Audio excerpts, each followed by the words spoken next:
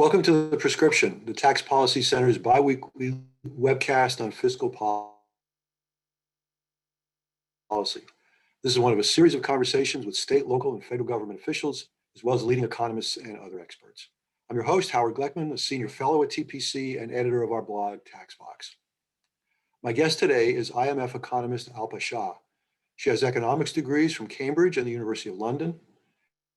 In May of last year, she and Aqib Aslam of the IMF co-authored a study on digital taxes entitled Tectonic Shifts Taxing the Digital Economy. Before we begin, our usual bit of housekeeping. We encourage audience members to submit questions in the Q&A box at the bottom of your screen. This event is being recorded and will be posted online on TPC's website. We're using captioning, which you can adjust or turn off with the live transcript button at the bottom of your Zoom screen. And if you'd like to join the conversation on social media, please use the hashtag #LiveAtUrban. And if you'd like to suggest a future guest for The Prescription, just email us at info@taxpolicycenter.org. Alpa Shah, welcome to The Prescription. It's great to have you. Thank you very much, Howard. It's great to be here. So given recent policy trends, both in the US and around the world, your paper seems more timely now than it was even a year ago. Let's start with the basics. What are digital taxes and how do they work?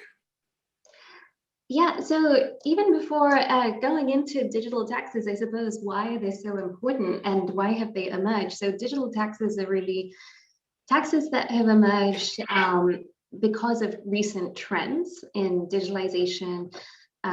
They've been ongoing in parallel to efforts to reform the international tax architecture.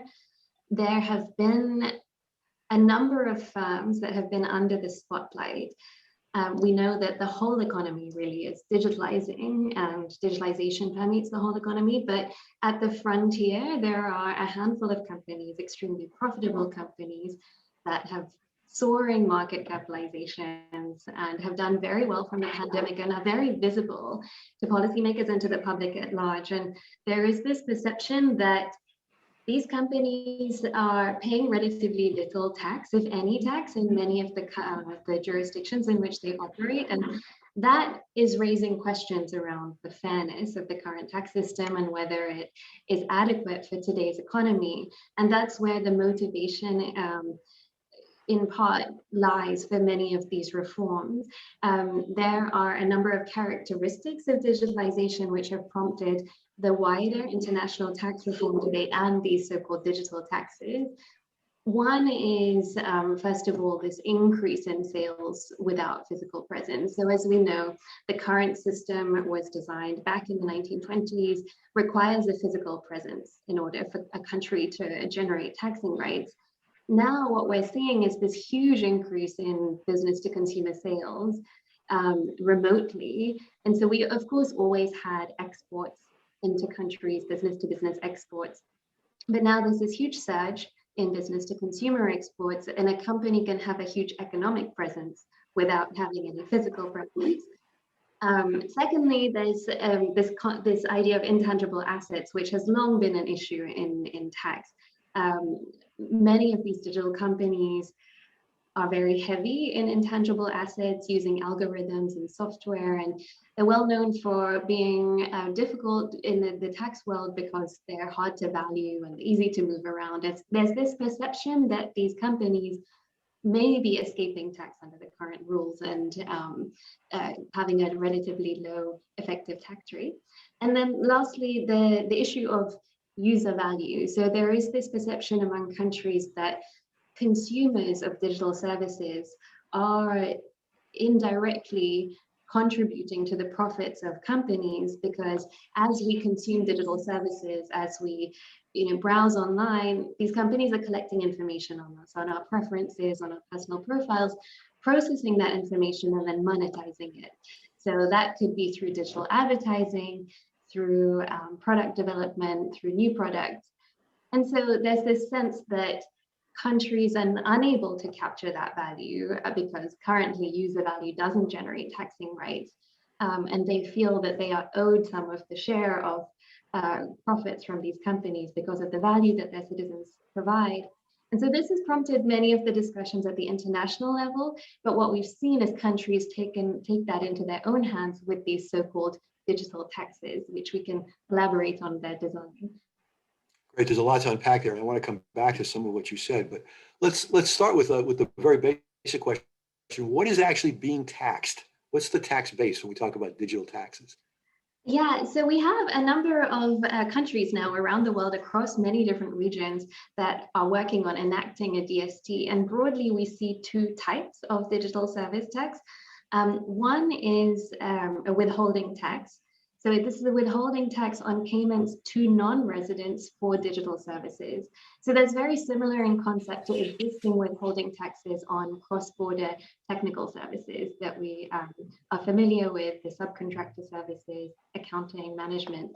And so that's one type, and I'll talk about the scope of these taxes and which activities are covered. And then the other type of tax we term the user-based turnover tax, and these are targeting revenue generated through interaction with users in a particular country from a range of digital services, whether it's for a payment or for the provision of a free service. And so when we're talking about the scope, it really varies across digital service taxes. They can include advertising services, intermediary services, so the fees that are paid to users of eBay, of Uber, these peer-to-peer platforms, the sale of data derived from users. In some cases, we also see digital content services, for example, Netflix are also covered. And India's recently expanded levy also includes the sale of goods and services through the internet. So just to summarize in terms of the base, for withholding taxes, it's the payment that's made by a resident to a non-resident for these services. When we're talking about the user-based turnover taxes, in some cases it is a payment, but in other cases, for example, in advertising, it is a portion of revenue generated from these activities that is deemed to have been derived from users viewing those ads in a particular country. So how many countries, approximately how many countries are now imposing DSTs? In some shape or form, and at varying levels of implementation, we see around 30 countries across all continents implementing some form of unilateral DST. And this seems to be accelerating. We're hearing about more countries that are either doing it or considering it. It does seem so. Of course, now we have new developments at the international level, where we've seen the recent G7 announcement, which agrees on the broad contours of the shape of international tax reform. And those are, of course, conditional on the repeal of digital services taxes.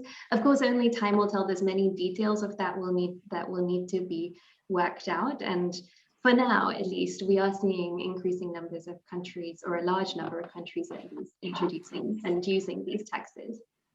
So as you described, one challenge of these country by country digital taxes is their inherent complexity. Different countries may have different rates and, more importantly, different tax bases, as you were just discussing. Mm-hmm. How much of a problem is that for multinationals that are doing business all over the world? Potentially an issue, and I think the companies, the tech companies would definitely argue that this will involve a compliance cost, at least at the beginning, to implement these kind of taxes, at least if they vary across countries. That's kind of, I think, inherent in for multinationals that are operating across countries and dealing with different variations on this. Of course, even for countries, it will be something that will require some level of administrative effort to tax a non-resident entity and detect relying either on withholding mechanisms or self-assessment by these companies and putting all that infrastructure in place. So there will be an administrative cost, like as with all taxes. And I guess the other issue that companies raise is, while the problem now is, as you suggested, is some of these companies are paying tax nowhere. The concern is that they'll be double taxed or triple taxed. They'll be paying taxes on the same income from multiple jurisdictions. It's an interesting point. I think so many commentators have made that point, at least if there's no credit for the DST in the home jurisdiction, this idea of double taxation. I think, there's a lot of nuance when we think about the merits of the DST. And with regards to the double tax argument, I mean, one question is that a problem if in fact these companies are subject to very low tax in general?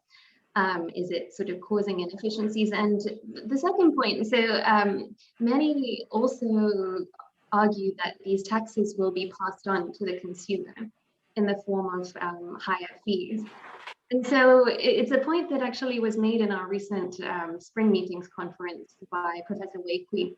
And he made this point that both of these statements can't be true if companies are passing on, and many of them are publicly stating, at least those that have significant market power have announced in response to many of these digital taxes that they will pass these on to their consumers. Then they're not bearing the burden of this tax, and so the double tax argument sort of falls away. So I think in general, in many aspects of when we're looking at the pros and cons of these DSTs, there's a lot of nuance and a lot that we don't quite know yet about how these will impact business and consumers. The Trump administration argued that these digital taxes were just a backdoor way to tax a small number of large US tech firms such as Google and Facebook. While the Biden administration is much more engaged in multilateral talks over corporate taxes, it seems to share Trump's view that country by country digital taxes are problematic. Does the US have a legitimate complaint? Is this really just a backdoor way to tax a few companies that are not headquartered in your country?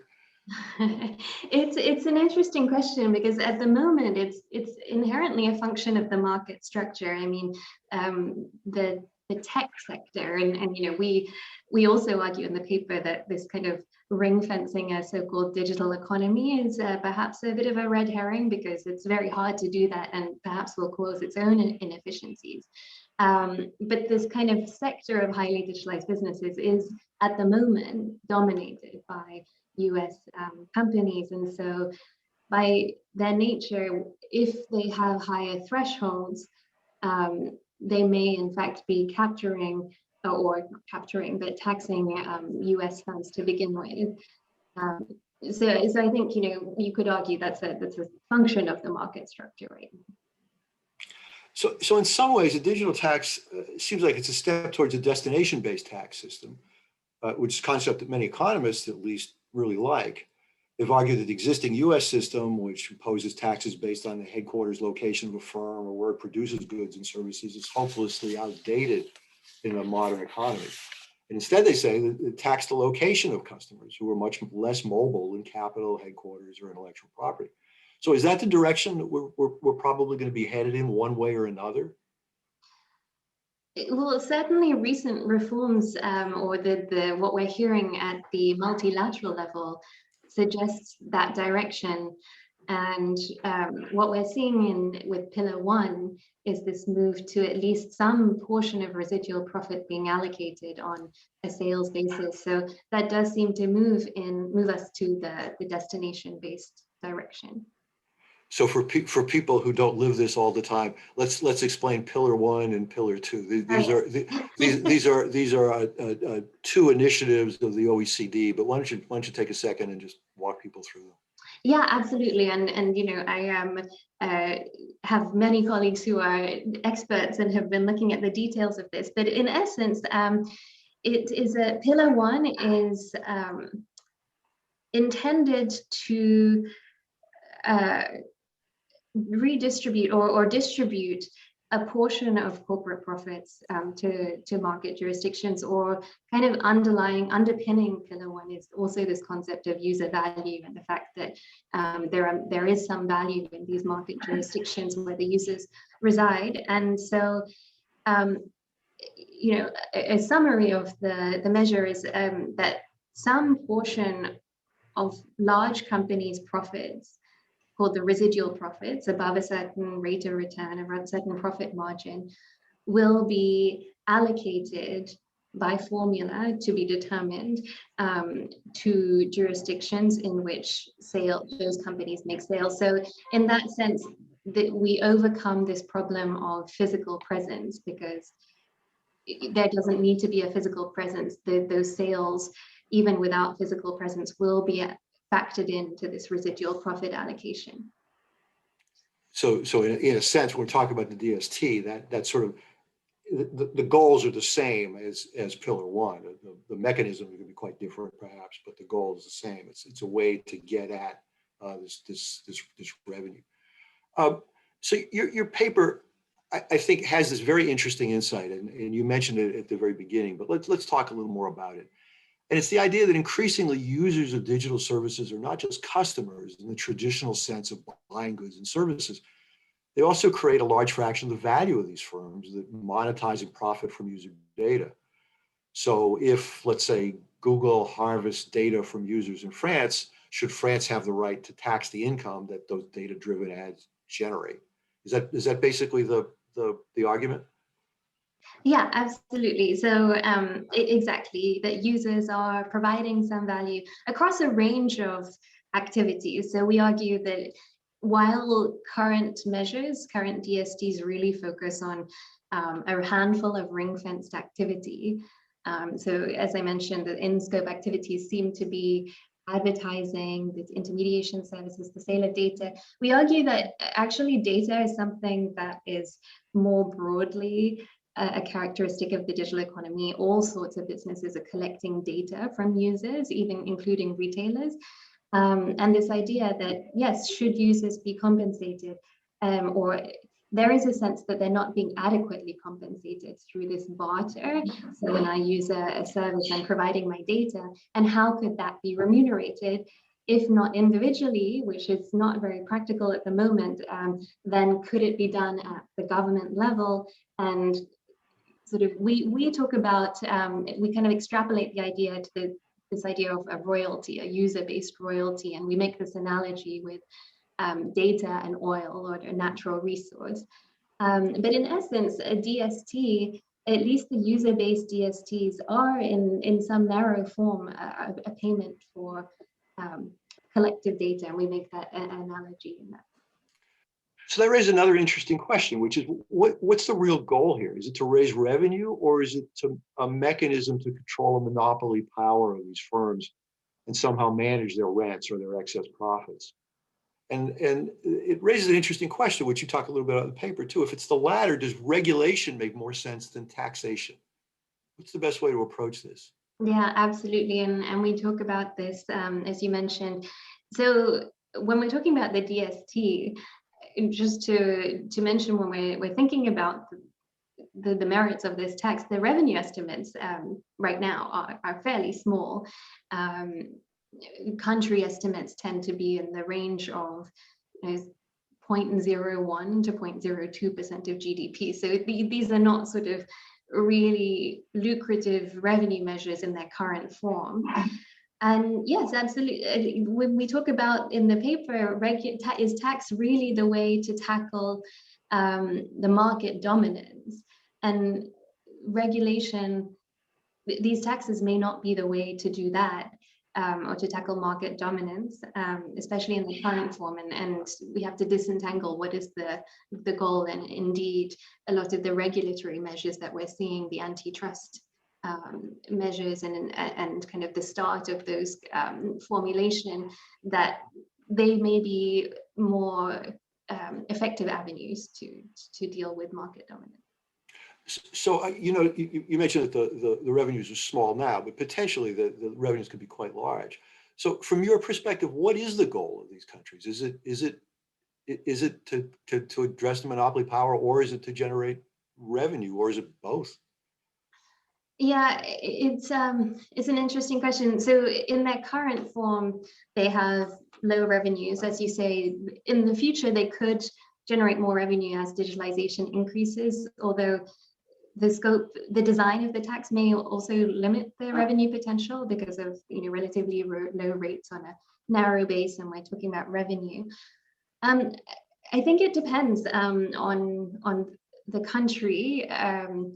and it's interesting because I think in the US, there's this argument, I think that was put forward by Paul Romer about using a digital advertising tax as a mechanism to motivate companies to change their business model, and seeing that, a lot of these social media platforms are perceived as perhaps generating misinformation. This argument suggests, well, could a tax help in that regard?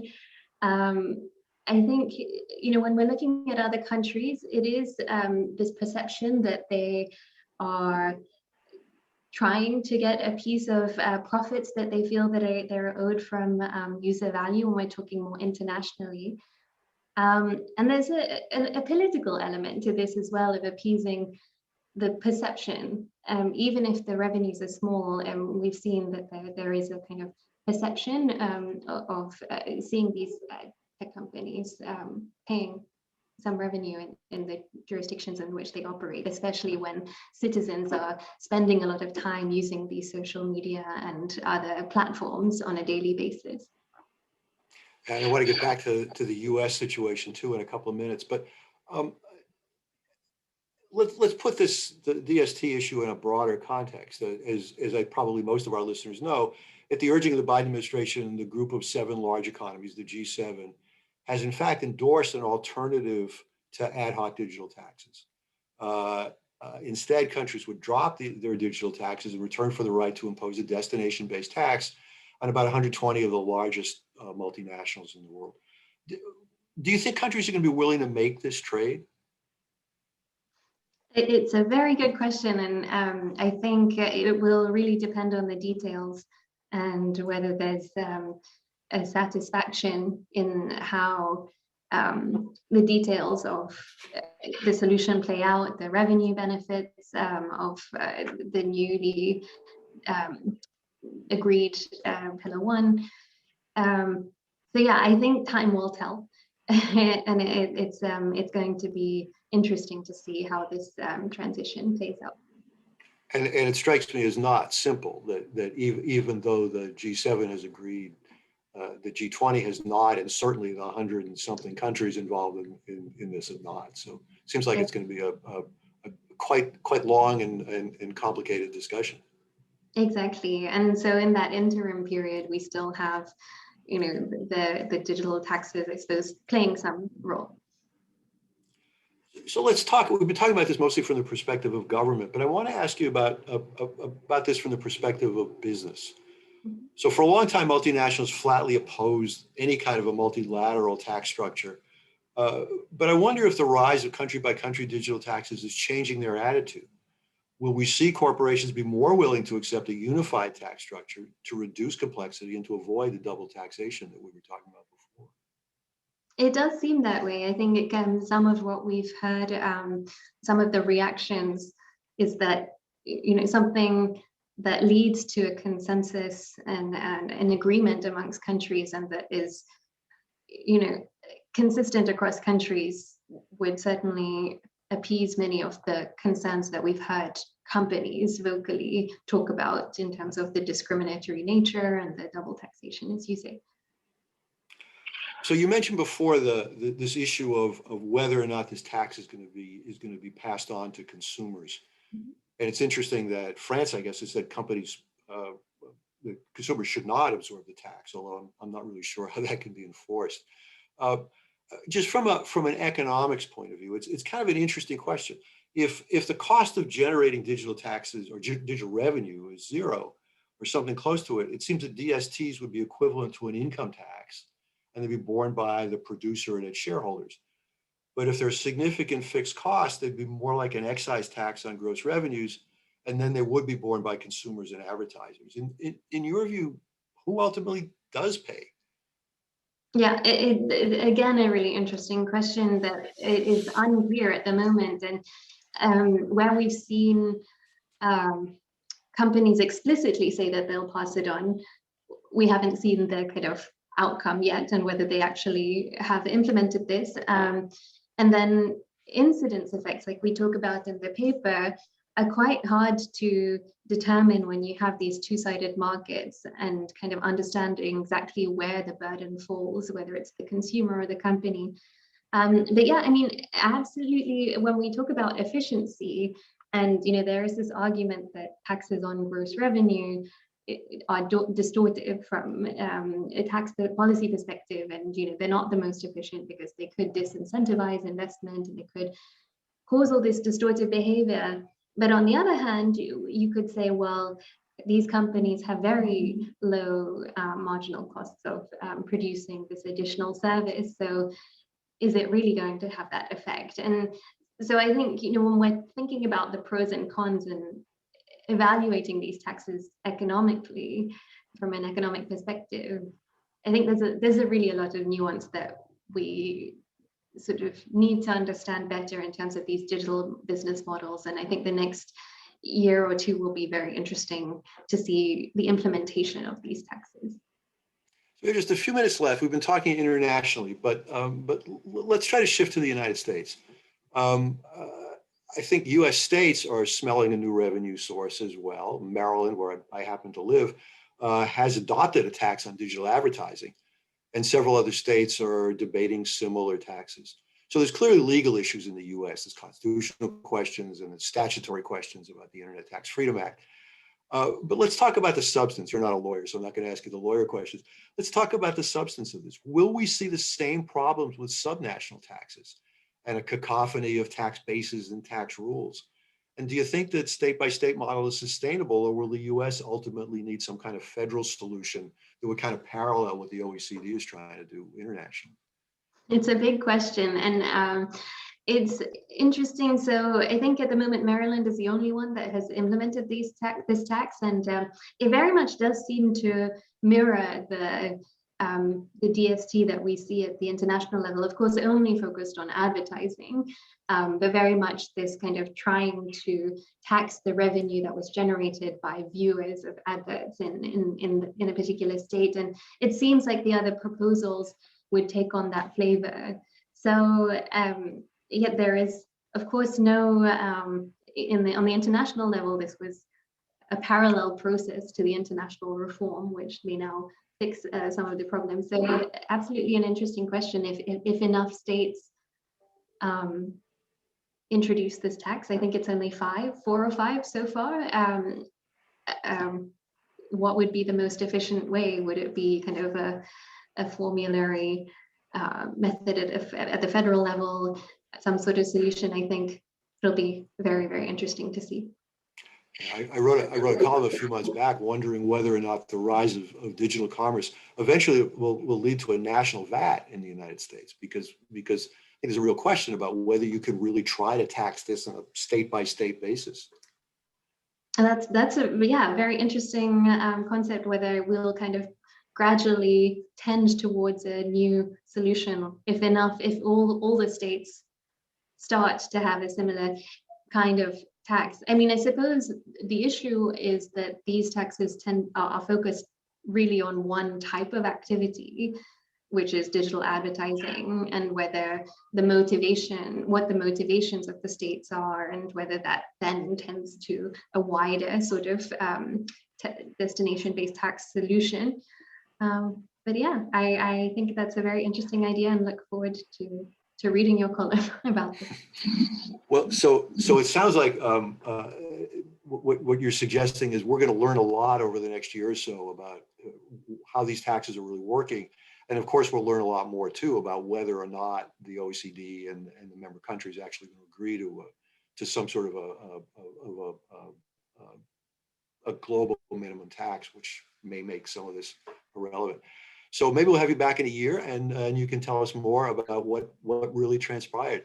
Alpa Shah, thank you so much for taking the time to talk to us about what's a fascinating and increasingly important issue. Thank you to you, and thank you to the audience. Thank you very much, and thanks for having me.